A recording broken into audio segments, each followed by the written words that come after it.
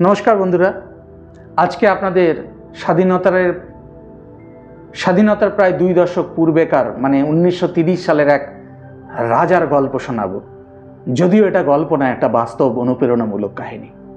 তখন ব্রিটিশ রাজত্ব চলছে, ব্রিটিশ রাজ চলছে। আর 30-এর দশক মানেই আমরা জানি যে স্বাধীনতা আন্দোলনের ইতিহাসে বিপ্লবীদের আন্দোলন তখন সবথেকে বেশি মারাত্মক এবং খতরনাক এবং আক্রমণাত্মক হয়ে উঠেছিল।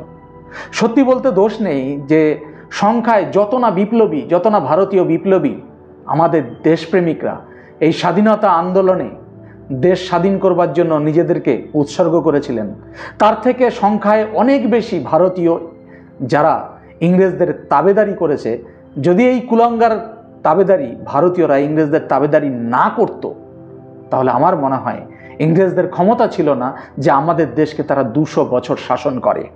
শুধু তাই নয়, এর ফলে না আমাদের দেশকে স্বাধীন করতে এত শহীদের রক্ত ঝরত, না এত শহীদের প্রাণ যেত। ধিক্কার, ধিক্কার এমন ব্রিটিশ পা চাটা সেই ভারতীয় তাবেদারিদের। যাই হোক, এমন এক পরিস্থিতিতে ব্রিটিশ রাজতন্ত্রে ভারতীয় হয়ে সবাই যে ব্রিটিশদের তাবেদারি করতেন তা নয়। অনেকেই তারা তাদের নিজেদের মেরুদণ্ডকে সোজা রেখে চলতেন। কোনো অবস্থাতেই ব্রিটিশের কাছে তারা মাথা নত করতেন না। আজকের এই কাহিনী, আজকের এই বাস্তব ঘটনা রাজস্থানের রাজা, আলোয়ারের রাজা জয়সিংহের এই বাস্তব ঘটনা সেটাই প্রমাণ করবে। তাই বন্ধুরা, সময় নষ্ট না করে আজকে চলে যাচ্ছি ভিডিওর মূল পর্বে। একদিন লন্ডন সফরে রাজস্থানের আলোয়ারের রাজা জয়সিংহ সাধারণ পোশাক পরে সাধারণ নাগরিকের বেশে তিনি লন্ডনের বন্ড স্ট্রিটে পায়চারি করছিলেন।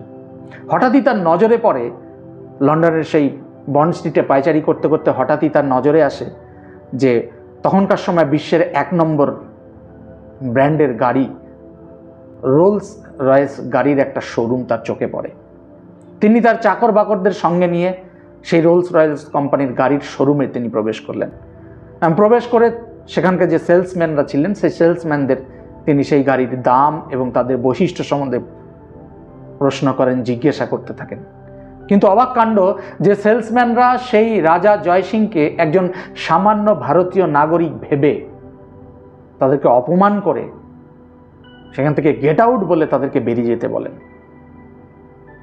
কিন্তু এই অপমানটা মহারাজা জয়সিংহ কিছুতেই ভালোভাবে মেনে নিতে পারেননি, কিছুতেই তার হজম হয়নি। মহারাজা সেখান থেকে চলে এলেন যেখানে তিনি লন্ডনের হোটেলে ঘর ভাড়া করেছিলেন, সেই হোটেলে। সেখান থেকে তিনি তার চাকর বাকরদের আবার ওই রোলস রয়েস কোম্পানির শোরুমে ফোন করতে বলেন এবং বলেন যে আলোয়ারের মহারাজা কয়েকটি গাড়ি কিনতে আগ্রহী রোলস রয়েস কোম্পানির। ঘন্টা কয়েক কেটে যাবার পর মহারাজা আবার রোলস রয়েসের শোরুমে পৌঁছে গেলেন।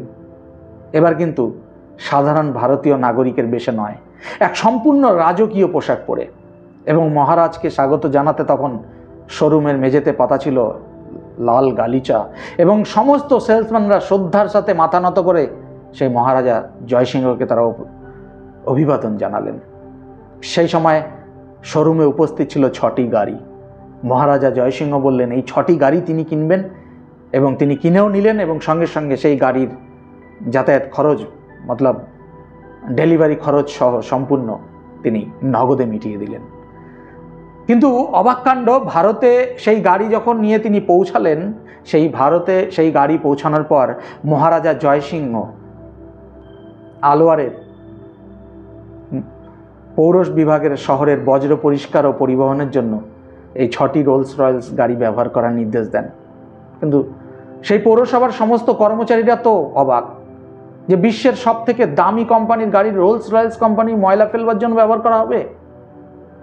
হ্যাঁ বন্ধুরা, বিশ্বের 1 নম্বর ব্র্যান্ডের রোলস রয়েস কোম্পানির গাড়ি তখন রাজস্থানে আলোয়ার শহরের বজ্র পরিবহনের জন্য ব্যবহার করা হচ্ছিল আমাদের আলোয়ারের সেই রাজা জয়সিংহের নির্দেশে, জয়সিংহের আদেশে। খবরটি কিন্তু তখন সারা বিশ্বে ছড়িয়ে যায় এবং রোলস রয়েস কোম্পানির খ্যাতি কিন্তু ধূলিসাৎ তখন ধুলোয় মিশে যেতে শুরু করেছে। ইউরোপ বা আমেরিকার যখনই কেউ গর্ব করে বলতো যে সে একটা Rolle's Royals company, Rolle's Royals গাড়ির মালিক, তখন লোকেরা হেসে বলতো, কোন গাড়ি? সেই রোলস রয়েলস, যেই গাড়ি কিনা ভারতের কোনো এক শহরের বজ্র পদার্থ বহনের জন্য ব্যবহার করা হচ্ছে। এর ফলে বিশ্বের 1 নম্বর সেই গাড়ি রোলস রয়েলসের সুনামের মারাত্মক ক্ষতি হয়। এই ক্ষতির পর রোলস রয়েলস গাড়ির বিক্রি একদম কমে যায় বললেই চলে, কোম্পানির আয় কমে যায়। কিন্তু রোলস রয়েলস কোম্পানির মালিক কিন্তু হাত গুটিয়ে বসেছিলেন না। তিনি উপলব্ধি করতে পেরে সঙ্গে সঙ্গে অতি সত্বর ভারতের এই আলোয়ারের, রাজস্থানের আলোয়ারের রাজা জয়সিংহকে তিনি তড়িঘড়ি একটি টেলিগ্রাম পাঠান এবং তাকে রোলস রয়েলস গাড়িতে তার বজ্র পরিবহন বন্ধ করবার জন্য তার কাছে করজোরে বিনতি জানান, অনুরোধ জানান। শুধু অনুরোধই নয়, তারা মহারাজকে সেই সময় আরও 6টি রোলস রয়েলস গাড়ি, নতুন গাড়ি উপহার দেন। এবার মহারাজা জয়সিংহ উপলব্ধি করতে পেরেছিলেন যে হ্যাঁ, রোলস রয়েলস কোম্পানি তাদের নিজেদের ভুল বুঝতে পেরে একটা পাঠ শিখেছে।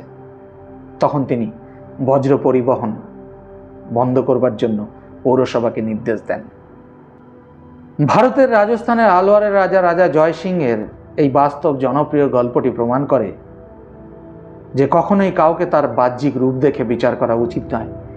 ইংরেজিতে যাকে আমরা বলি ডোন্ট জাজ এ বুক বাই ইটস কভার, বইয়ের মলাট দেখে কখনো বইয়ের সারবস্তু বিচার করতে যেও না। এছাড়াও ব্রিটিশ রাজতন্ত্রে মহারাজ এমন ব্যক্তিত্ব ছিলেন যিনি কখনো ব্রিটিশ সাম্রাজ্যবাদের সামনে মাথা না নুয়ে তাদেরকে এক বাস্তবতার চরম শিক্ষা দিয়েছিলেন, যাতে ব্রিটিশদের সেই রোলস অ্যান্ড রয়েলস কোম্পানি বুঝতে পারে যে আপনার কোম্পানির ব্র্যান্ড যতই উচ্চ উড়ন্ত হোক না কেন, নীতিগতভাবে ভুল হলে তা নামিয়ে দেওয়াই যেতে পারে। বন্ধুরা, এই ছিল সেই মহারাজ রাজা জয়সিংহের মেরুদণ্ড সোজা রাখবার, তাও আবার ব্রিটিশ রাজতন্ত্রে এক বাস্তব কাহিনী। সবাই ভালো থাকবেন, সুস্থ থাকবেন, অবশ্যই ভালো রাখবেন। জয় হিন্দ, জয় ভারত।